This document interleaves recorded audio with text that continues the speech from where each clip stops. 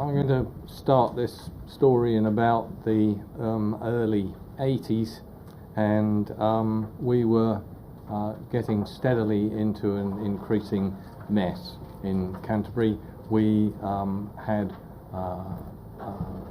the secondary care clinicians on one side of a bridge and primary care and the community on the other, and we weren't talking to each other at all.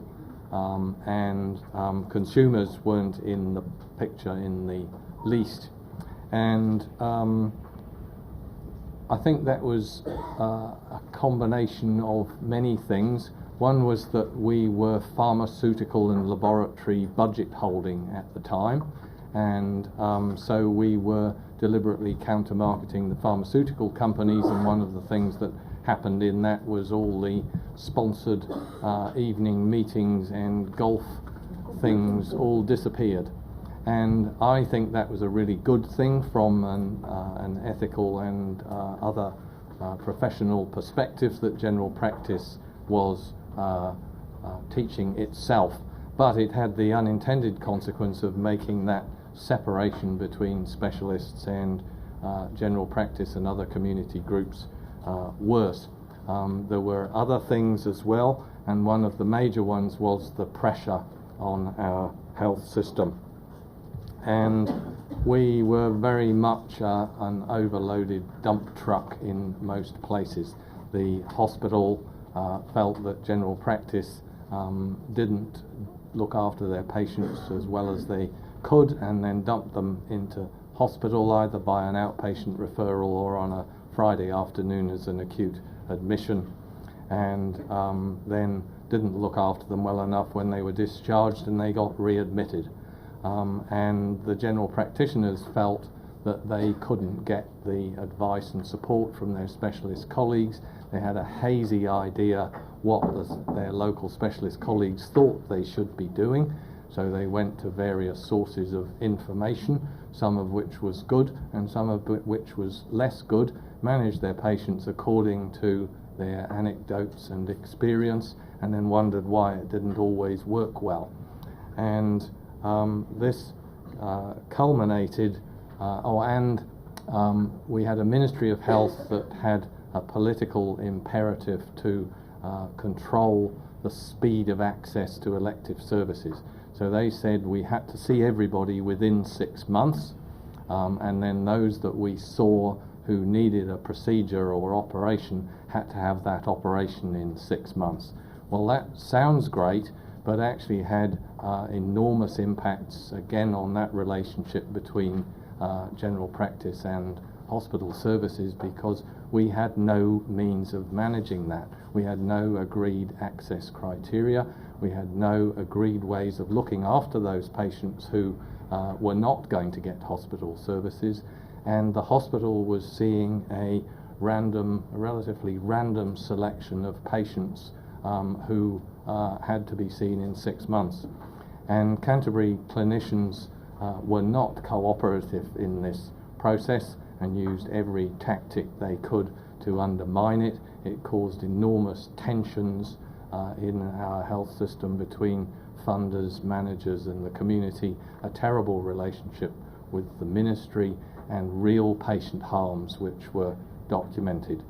And it culminated about in 2006 with the Ministry of Health losing patience with Canterbury, and our board and management folded and said we had to throw 5,000 people who'd been waiting longer than 6 months off our waiting lists. And that was anybody who'd been waiting. So people were already assessed for surgery, for cardiac surgery, for cancer surgery, for all sorts of things, and for whatever reason they'd been waiting longer than 6 months, they were gone. It was cruel, it was unethical, and I was on an elective services committee, which was a typical health committee. I went along once a month as the token GP representative, sat in the back row chatting to a respiratory physician, and we reviewed the minutes of the last meeting, which consisted of nobody had done the action points, and everybody said, oh well, that's going to be terrible, isn't it, if we remove all these people from the waiting list. And I got off my backside for once and did something, and with the support of our primary health organisation, which is now the equivalent of your PHN, a very brilliant administrative person who's refused to work with me again, and another general practitioner, we went through those 5,000 patients and we managed what happened to them. And what we found was that a third of them really needed what they were on the waiting list to have. They needed their surgery, they needed their procedure, they needed to see a specialist. But it was only a third of them. A third of them, a reasonable general practice team with a bit of readily available community support, could have looked after those patients. I wouldn't have referred them personally, was probably the summary of them. And a third of them needed something else that could easily be provided in the community if the services were there to look after them. Often an allied health response, a nursing response, a non-governmental response, investigations, our access to investigations was very poor. So a third didn't need to be on the list, a third really needed to be on the list, and a third we needed to develop something to that allowed them to stay at home. And that third, the PHO paid privately to have those services provided, and we demonstrated that we could look after them in that way. So we put extra funding into physiotherapy and district nursing and all this kind of thing, and bought some investigations. And from that, we realised that the only place you can manage the flow of patients across our health system is that bridge. You have to manage that interface between general practice and the community and hospital services, both in and out. And if you do that, you can actually manage the flow of patients and get your health system to operate in a reasonably orderly manner, because it's never going to be perfect, it's always going to be rapidly changing. And from that we began to do some work, and that was where I came in. Now I think I always like to stop at this point and just point out that where we were at that time is very different from where you are now. You've had your tensions and issues pointed out by your seniors at the beginning, and our place was different. But you will notice some commonalities, and so I think some of the lessons that we learned are still valid. Now, where I think our collaboration between primary and secondary started was well before that waiting list chuck-off debacle in 1986. It was more in 2006. Was about 2000 when we developed an acute demand management service from primary care. So that's like hospital in the home backwards, in that it's not hospital, it's a general practice response to unwell people in the community. And don't worry about the detail of all the services, but it was a wide range of services aimed at supporting general practice to look after more acutely unwell patients at home. And that had a number of consequences. Firstly, we began to realise we needed to talk to our hospital colleagues to develop those services, but we weren't actually very good at it in those days. So we learned that by the time we started Health Pathways in the Canterbury Initiative, but also that a lot more people, as was said at the beginning, can be looked after in a community setting if you provide the framework for general practice and with the help of many others to look after those people. And you have to have alternatives out of hours. General practice can't be expected to be available 24/7, 7 days a week in person as the same person, but you can provide services around the clock, and we do and have done for many years. Again, that program has been declined once for publication, and we're still working on getting that 15 years data published. So what did we do? Well, we realized that we had a burning platform. We couldn't carry on the way we did. We couldn't build up another 5,000 patients. We couldn't build another hospital the same size as the one we had already, which is what we would have needed to do. We couldn't find the workforce. So exactly the same as you guys are facing now, we were facing 8-10 years ago. And we went out with graphic artists like this and large groups of people and pointed out what the burning platform was and worked with them to look at what the future might look like. It had a lot of leaders from the whole health system, a lot of other industries. We wanted to learn from other industries like the supermarket industry, the postal services, aircraft, what lessons we could learn from those groups. And they were also consumers involved with that process. And out of it, we developed a common view that we needed to change. So you can't encourage, people don't like change, they don't want to do it, so they have to realize why, and that needs a lot of background work. We hired a warehouse and made it up with what the world looks like now, what the patient journey looks like now, with models and rooms and consult rooms and things, and then what we thought the new way might be. And it got people talking, and we now have a full-time warehouse that's a Canterbury Health System warehouse. What's it called? The Design Lab. And we'll go along and help do the redesign work in that space, which is great. And in sort of 8 years ago, myself, another general practitioner who's more of a statesman, I tend to annoy people and he calms them down, and an engineer as a project manager got together, and we called ourselves the Canterbury Initiative because it didn't mean anything, and so we didn't raise any antibodies immediately.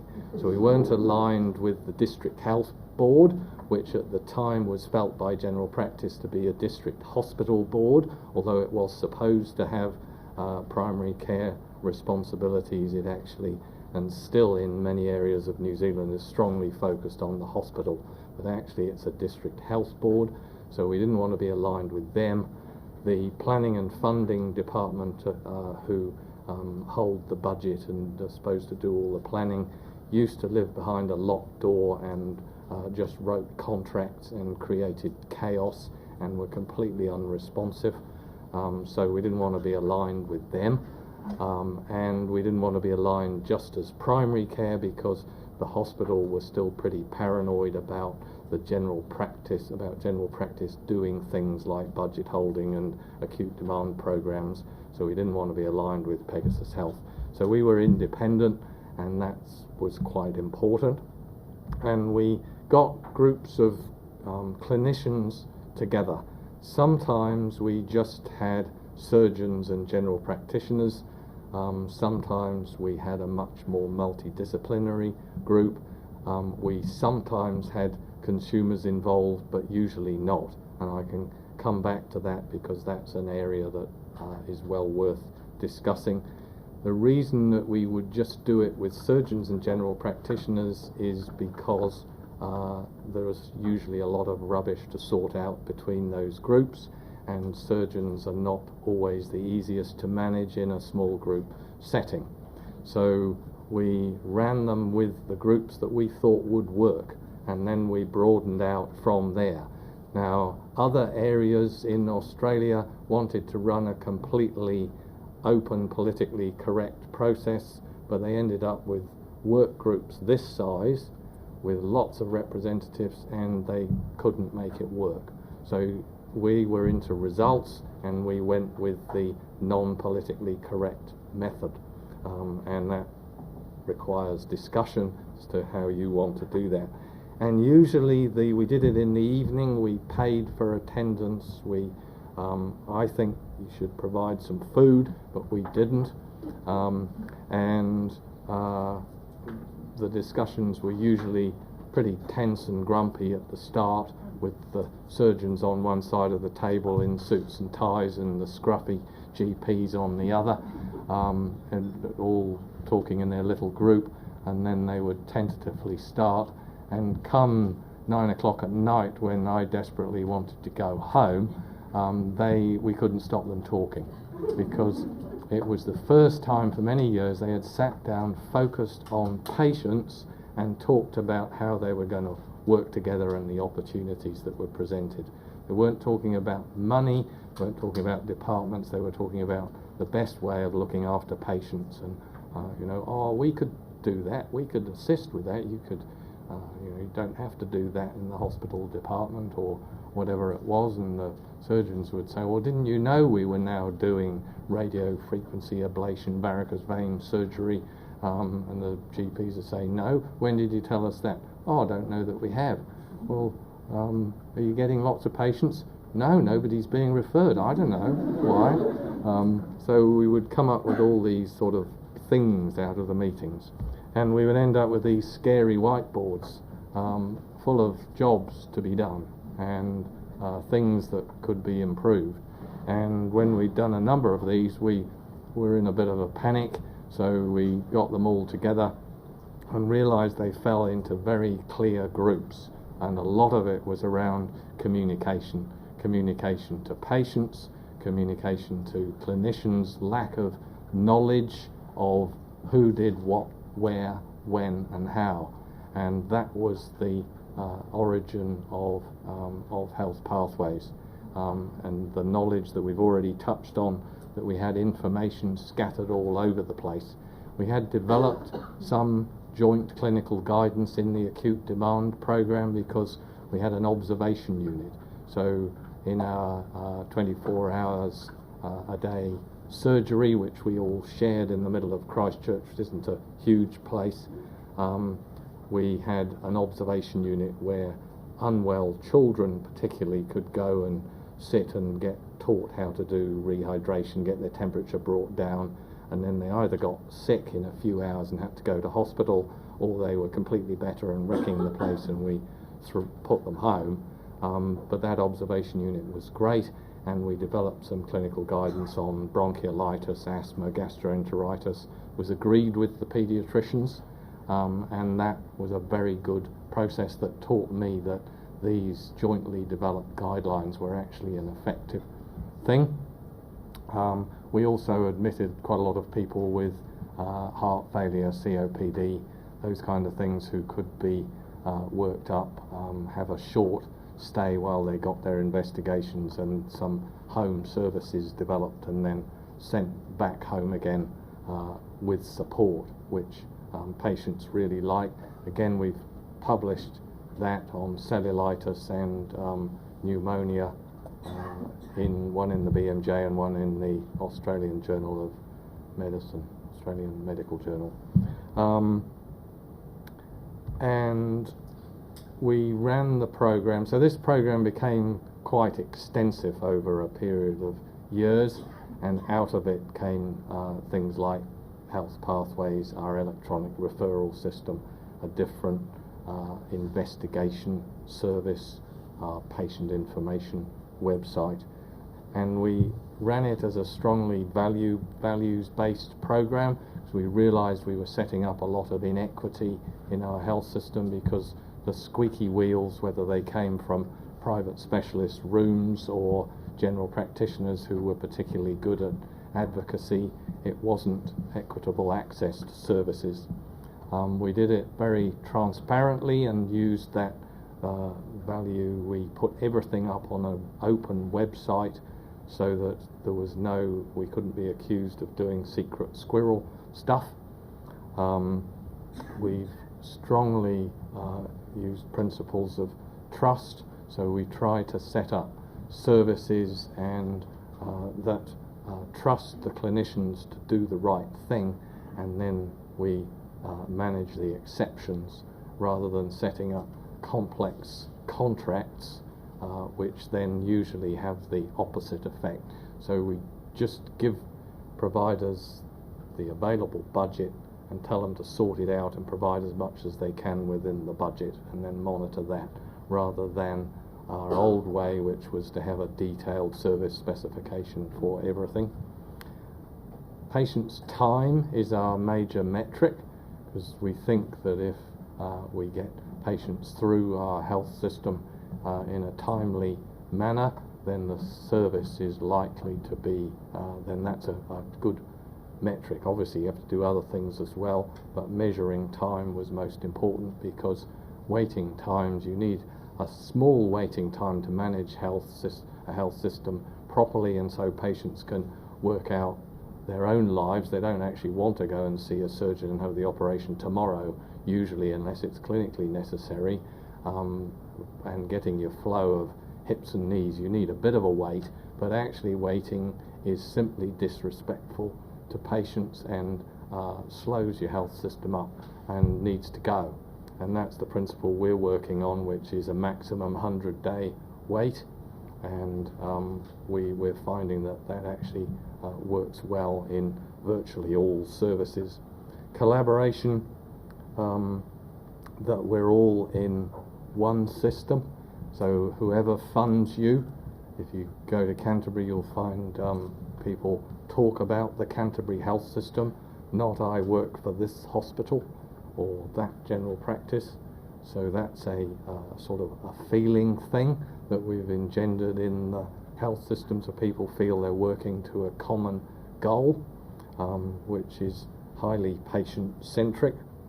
And we work on a principle of evidence-informed and strongly clinician-led. So as I mentioned, we design the services, how the providers think is the best way to provide the services, and then it's management and funders' job to work out how they can arrange that and pay for it within available resources. So that's completely turned it around from the contract-driven providers will do as they're told from the top. Again, it works out the same in the end, but it's the way people feel about it all is completely different, because it's involving everybody in the health system. We have a number of key themes that run through everything. Supporting patients to look after themselves. We're not going to be able to afford to provide professional clinical services to everybody who needs them, and it's a good principle anyway that people take self-responsibility. We believe every referral or request for service is a patient with a problem and a clinician who needs assistance to manage it, or they wouldn't have written the request. So we try and produce some response to every referral, which might be look at health pathways, it might be go to this community group, it might not be what was asked for, which might be a hospital specialist service. But we try to answer every issue. As you have stated, you wish to deliver more care in the community. And then an interesting one that we've done is deliberately tried to free up some specialised time, medical specialists, nursing specialists, by getting them to only do the things that only they can do and be available to support care in the community by generalists. So we have every specialist service now has a dedicated general practitioner phone line, so that we can get phone advice to look after patients. We can get written advice from every specialty, so that they don't need to be seen, because general practice and other services have the generic skills to look after many people. They often don't have the specific skills, the specific piece of knowledge that is held in a specialised service. So we've reduced the number of people we see in outpatients, and then had dedicated time for those, that time to be spent supporting the care of people in the community. And over that time we've developed these 885 plus pathways and pages. It depends how you call a pathway. A lot of them aren't pathways, and sometimes I wish we hadn't called it health pathways at all, because some people's clinical pathways are completely different from those that are there. So there are 446 condition-based clinical pathways last time I looked, and they really are these agreements between general practice, community providers, allied health and hospital services.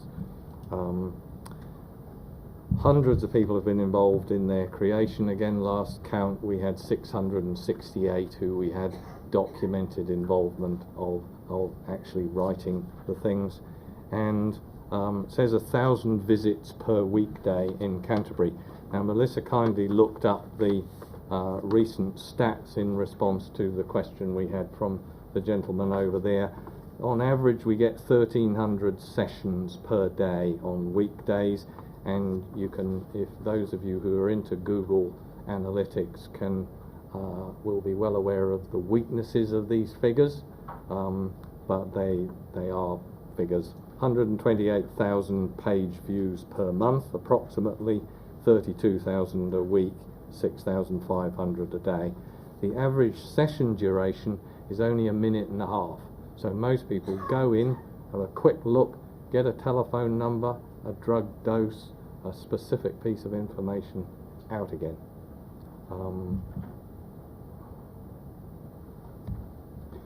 And we've already mentioned electronic referral. We regard it as the other side of the coin, and it's a most important way of getting that the right information into specialized services, because then we've done a lot of work in getting specialist services to realize the critical part played by triage and review of referrals, because they have to select out the people who are going to have the greatest need and the best ability to benefit from the pile of letters, or now electronically triage online, and that has to be given the resources it requires. It's often given to the new specialist or somebody who's retiring and is a low sort of a lowly job in the health system. Actually, it's critical, because that's the customers, and it comes to that equity thing and everyone knowing who's going to be done, who's going to be treated against the agreed access criteria. So electronic referral, really important. Those of you who've triaged letters, and I've done a lot, will know that it's really hard to triage a bad referral. It's much easier to decline one that contains all the information that you need to know that this person isn't going to come to harm. If you've got a one-liner, you don't have enough information to be able to manage it in any other way than see the person and collect that information. In our system, if I don't send enough information in, or the right information in on a referral, simply flick back to me telling me to provide the agreed set of information. So it forces the system to work properly, because one of the things that used to get me wild was I'd be losing sleep over one of my patients, couldn't get them seen in specialist services, and then I'd see somebody from one of my colleagues who'd written a one-line referral, and they were seeing the same specialty, same specialist as I was trying to get this horribly sick person in to see, and that's bad for patients, and so that's why electronic referral is so important. And the big aim in this we touched on earlier is reducing variation of care, just using the right care at the right point. And in whatever you look at in general practice, prescribing, laboratory research services and referral, there's usually about a 7-fold variation from one end of the bell curve to the other, and that's not good. So our main aim is to move the peak towards the direction we want and just narrow that bell curve a little, because usually the extremes are not going to be good care. So that's the aim of this, and Health Pathways is that statement of this is what we think is reasonable. Now, there isn't a single simple answer in health, but there are a number of reasonable options, and that's what we like to present. And behind it all, although as it's quite flexible from what information you can put in there and very responsive in the speed that things can be changed, in the background, Melissa and Jenna and their team have a very detailed process where everything is recorded on a shared administration system, and it's all fully auditable. So every day a copy of what Health Pathways said in each region is, you can recover that to the point that it was at.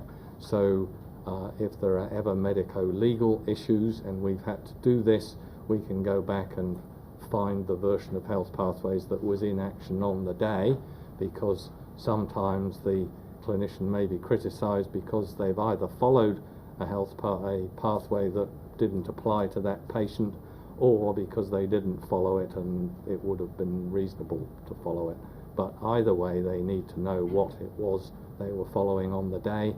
It changes so fast that it is always available, and we get queries from clinical directors who say, I never signed off on that page, I would never have written that, and then you can go back and produce the email that says that, well, actually you did sign off on it on this date. A few humps and a bit of backing down, and everybody sorts out again. Backwards and forwards. So I don't know that I've really explained it, but and Jenna will go into it. What happens is that when you want to make a change, you put it in this system. The technical writers in Christchurch make the changes and then send it back in this system for further working on, because otherwise what happens is the clinicians just make it longer and longer and try and rewrite a textbook or up to date. So we have to try and manage the quality and usability of the site.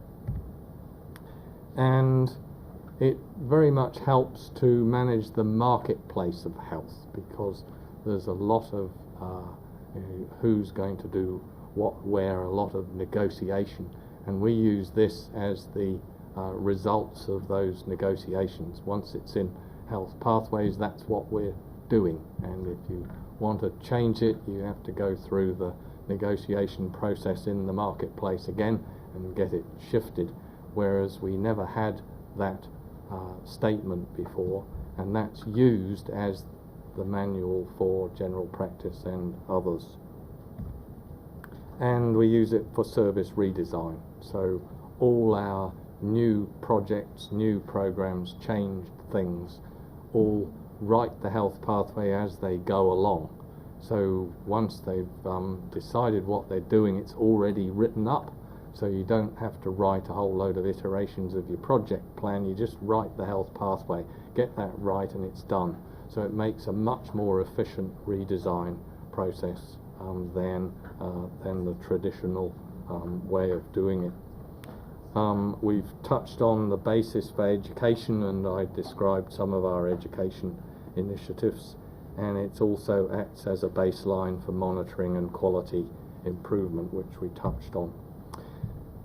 We've found it a good place to reveal services and remind clinicians about the less well-off in our community, services for Maori, for disadvantaged groups, for groups with other languages, to be able so that general practice can easily find the right interpreter, those sort of things. Hunter New England have done a lot of work on how to reflect the needs of Aboriginal and Torres Strait people in their pathways, and other areas around Australia have got their own variants. So that's something that it needs ongoing work as how to do that. Not everybody likes it. I've kind of painted a reasonably rosy picture, but of course nobody ever likes nobody likes the same stuff in health all the time. There's always people who don't like what you're doing, and they tend to fall into two groups. The dung beetles are a common group. They're the people who've spent 30, 40 years rolling up their little ball of power and control, and they ain't going to climb off the top just because a group of jumped up general practitioners come along and think that they should be rolled. And they're not just senior doctors or surgeons, but some of them are. They are at times also funders, managers, nurses can be quite good at it, and it needs a team who are willing to take on those kind of things, and that's where I've been really fortunate that when the clinical director of diabetes went to the CEO of the district health board about something I'd put on Health Pathways, he said, "Well, go and talk to Graham about it," and didn't enter into the conversation. And we have been very fortunate to have high-level support. It's great to see your senior leadership here jointly, and that's been critical to us and to me, because as soon as I didn't get that, I'd be out the door and go and get a proper job seeing patients. And the other group of bad behaviour that we faced more often than not are the soggy sponges. So the people who don't reply to your emails, won't make appointments, and then are usually bad-mouthing you in the corridor. And that's much harder. I'd much rather deal with the dung beetles. But that's where my project manager, Bruce Penny, who I mentioned, is an engineer, and he just goes and bangs on everybody's door and sorts that sort of stuff out. So people are either on board and take on roles and do them, or they get out of the way and let everybody else do it. Not that we stifle if they're engaged but not on the same page and have a differing view. We will bring them in and take that into account. If they're blocking, then we move them out of the way, and that's been Bruce's job. And all bits of the health system have to work. To get a frog to ride a bicycle, every bit has to work. And we've made some brilliant mistakes over the years, forgetting about people who have an important role to play. So we developed a urinary incontinence pathway with the gynecologists, and forgot that the urologists might have an interest in that, and put the pathway live, and I got the inevitable irate phone call from the clinical director of urology at Christchurch Hospital, venting about how terrible this was, and the pathway was awful and patients were going to die. And so we got them all in a room with some trepidation, and about 10 of them turned up, equal numbers of gynecologists and urologists with an interest in urinary incontinence, and we had to introduce them to each other. They're looking after the same group of patients, and they didn't all know each other. And we're in a town or in a region of 500,000 people. Hate to think what it's like in Sydney, but I'm sure people don't all know each other. So we introduced them, and they sat down, and would they stay to topic? They would not. They had a great discussion for an hour over free lunch, which annoyed me, and then right at the end of it, we sort of managed to get them to be quiet long enough and said, "Well, what about that pathway?" "Oh, that's fine, that's all right. Just put our name on the bottom and stick it in our section of health pathways." And that was it. It was sorted. So a lot of bombast and bluster, and then it all went away. And I'd had an hour learning about things I really didn't want to know about. Evidence, we're often asked in these sessions about where does it fit in evidence. So peer-reviewed original research is obviously the pinnacle. National guidelines come somewhere below. I would put local consensus guidelines in guidance, including health pathways, below that. Local usual practice is the next one down. Expert opinion is even lower, and then service information. So I think that's where we sit. We're not evidence-based guidelines. Health pathways doesn't fulfill that role, and that's people don't always quite get that idea. I think we've talked about transparency. That's a Townsville special offer: buy any 2 drinks and pay for them both. So I think I've really covered that. Now, one of the reasons I'm willing to leave my comfortable existence in Christchurch and come and do these things is because I think the Health Pathways community has real potential to make a difference to a broad range of people. As Andy mentioned, we're now covering with the different Health Pathways sites about 20 million people. If we can learn to work together to bring evidence into practice more quickly, to reduce variation, to reduce wastage in reinventing all these projects on diabetes and mental health that everybody wants to do, to learn from each other, then I think that will be truly useful.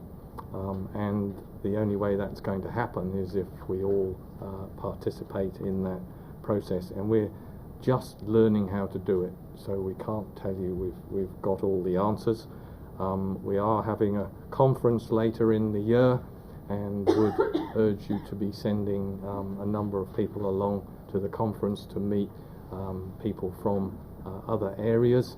There's a very active, and Paul will cover this a bit later, there's a very active New South Wales group of Health Pathways teams who get together on a regular basis. I think I heard breakfast mentioned at one point. And they're really leading the way in how to work as a region to make this efficient and reduce duplication. And then, does it work, and what does work mean? So we mentioned attribution versus contribution.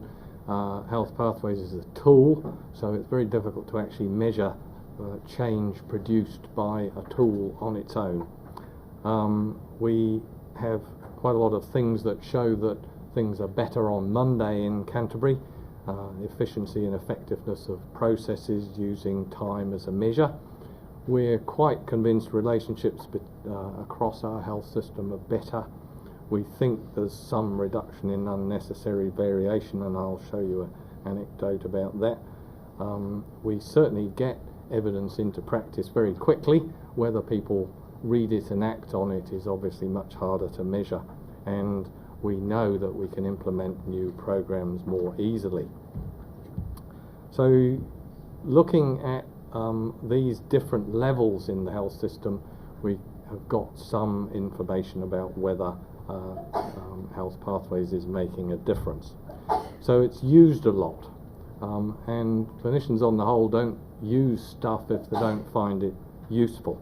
And I listed some of the peaks. You can see that that says 1,000. So these are page views from, in orange it's 2014 figures, in blue it's 2015 figures. So it's still going up, and that's what we observe in every region. This is not an instant thing. Clinicians have their ways of working and their habits, and to change them takes time. So our utilisation is still climbing after 8 years. The sawtooth pattern is use over a working week, so most healthcare is delivered during the working week, but it's still used to a reasonable extent out of hours Does it work? We've got endless figures on time saved by shortening the pathways for people. So there's an example there where everyone was with a skin cancer would be referred to the plastic surgery department to have it excised. So we didn't have enough dermatologists to do them, and it was costly to get them done in general practice. We didn't have a Medicare item number equivalent for that, so it would cost people $150, $200 to get their skin cancer removed. By putting a subsidy in, by training general practitioners to do skin cancer excisions, by setting up a see and treat clinic at the hospital, we were able to save a million waiting days in 3 years on that one pathway alone. And we have carefully audited that program and are getting very satisfactory results in terms of complete excision rates and benign to malignant rates. And clinicians like them. We get very positive anecdotes from them, from those who like this sort of thing, which is probably more suitable for vacuum cleaner ads than a scientific presentation. And my unemployed medical student son did a survey for me a couple of summers ago, and we got replies from about 50-something% of our general practitioners, and more from our practice nurses, and more from hospital specialists in terms of percentages. And the GPs, there were about 250 GPs reply, which in itself was a measure that they actually answer things from health pathways, because usually you get a much lower response rate. And we discovered from that that both GPs and practice nurses are using health pathways about half a dozen times a week. So that's fine. I don't think that's bad, because a lot of consultations the general practitioners know what they're doing and don't need any assistance. And it markedly decreased their use of other online clinical resources, some of which would be suitable places to go, like UpToDate, and others would be rather random Google searches. And GPs thought it was helping them provide more health care in the community, improved their patient care, and was easy to use in practice. So we were somewhat relieved to get all that back, and that's published in the New Zealand Medical Journal again, if you, which is open access, so you can have a look at that if wished. We discovered in writing a pathway on childhood reflux that we were prescribing large amounts of omeprazole for children under 2. Bad medicine was driven by some specialists and general practitioners with a particular enthusiasm, often linked to gluten sensitivity and other trendy diseases, but reflux in children was a popular thing, and we had 80% of our under 2s had at least one prescription for omeprazole. Awful medicine. So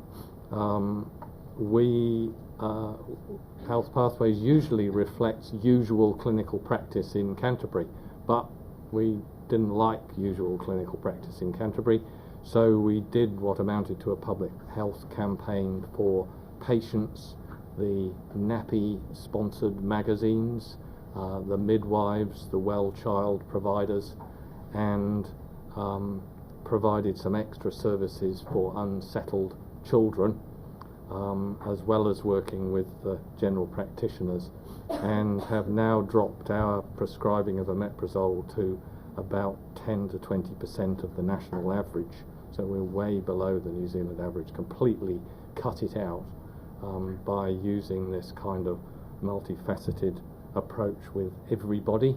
If we just told the GPs don't prescribe omeprazole, they still would have had tearful mothers coming in on the recommendation of their well child providers and the magazines and demanding a prescription. It's very difficult to not do that. But if you've got everybody singing from the same song sheet and you've got the same patient information leaflet in Health Info, then it is easier to provide people with best practice care. We've touched on the use of pathways, and I've just given you an example of where we use it for audit and monitoring.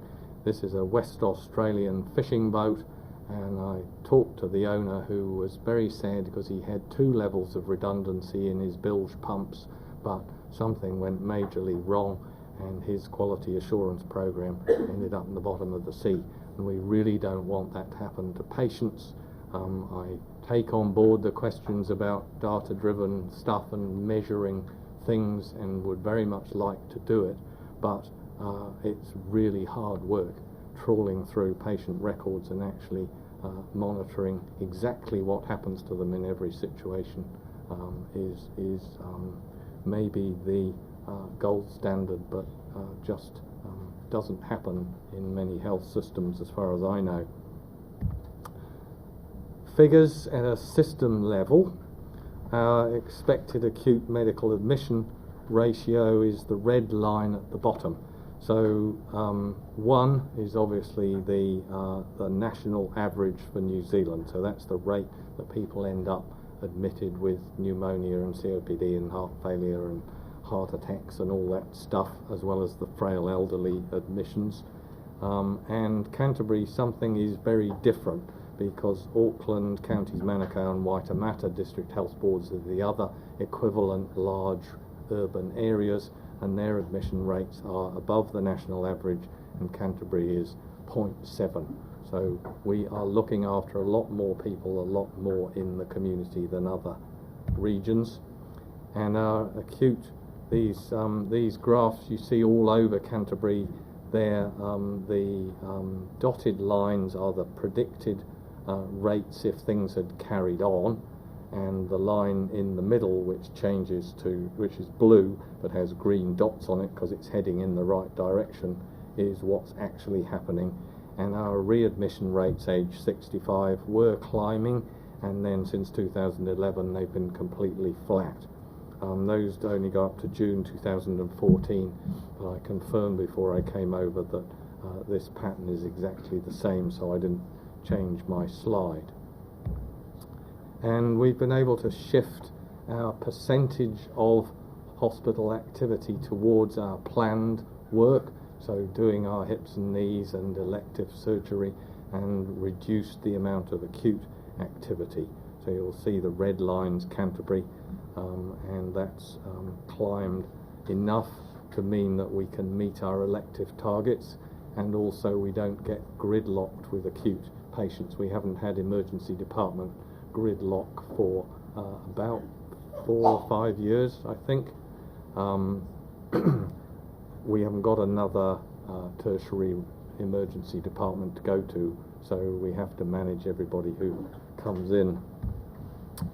And we started at a high base, so we had a lot of people in aged residential care, so long-term care of elderly people, and we've markedly reduced the number of bed days that our District Health Board funds. So the District Health Board funds those beds. So by reducing the bed days, that's freed up resources to go into other areas. And we think that's good, because the number of because we are again looking after the frail elderly well and in the community, and not putting them in institutions. So closing observations may sound like want you to change every bit of your health system all at once, but Health Pathways needs to be fitted into a lot of existing work, a lot of stuff. You'll already have brilliant ways of managing things, and that can all be documented in there. New projects that are already planned can just incorporate it in. Our particular philosophy that untriaged waiting lists waste patients' time and system resources. We started managing acute demand pre and post hospital, and that's a good place to begin to get hospitals to understand what the community can actually achieve to assist the demand for their services, which is not going to go down. Some of the risk of being a bit provocative, haven't heard the resource allocation discussions in Australia at the same level of there's still this belief that patients should be able to get everything that they want, and that resources are not necessarily limited, and those discussions don't seem to happen all the time in these fora when we go around, whereas in New Zealand everybody is well aware that the public health system can only do a limited amount, and people either have to fund it themselves or do without, and those are tough messages, but if the iron ore price doesn't improve, you may have to face them somewhat starkly.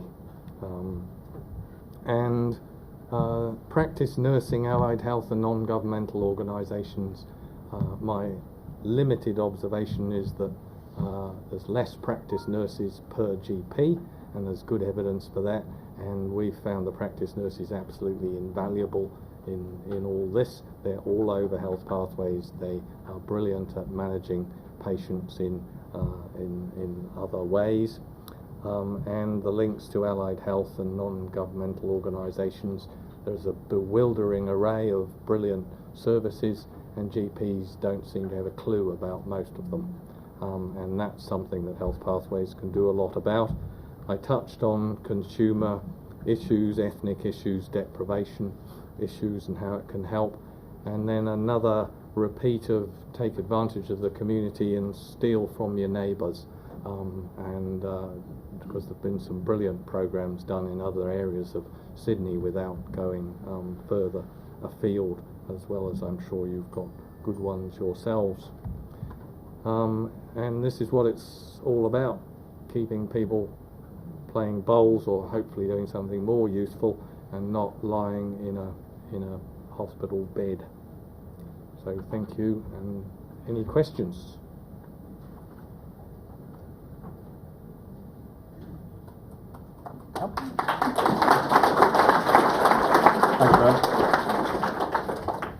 Thanks to Graham. That's a very big story in a very short period of time. So if people are interested in other aspects of that, please feel free to talk with us, and there's various things we're happy to send you.